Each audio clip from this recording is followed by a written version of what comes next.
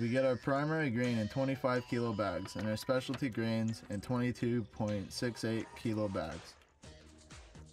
These bags are opened and poured into the mill to reveal the starches contained within the grain husk. When the grain is milled correctly, we get the maximum yield, and the milled grain husks act like a natural filter bed for the marsh latin tun. The hopper collects the milled grains and drops it into the MLT. The MLT in essence is a big pot with a strainer at the bottom. Milled grain is evenly mixed with water.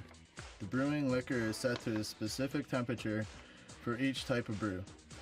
The water is then used for the MLT and for sparging. The wort is transferred to the brew kettle. Once the gravity is at the desired value for the target volume, the temperature is gradually increased until a rolling boil is achieved.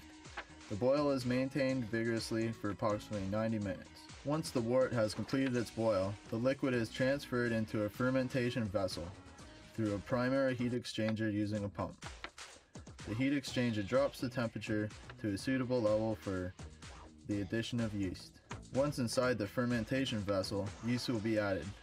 Yeast will convey the sugars present into alcohol and carbon dioxide. Yeast will work until all the fermented sugars have been used up or the temperature is reduced. Filtration is done at very cold temperatures to remove any remaining yeast, other fermentation, and aging byproducts. We use a plate and press filler that does a fantastic job.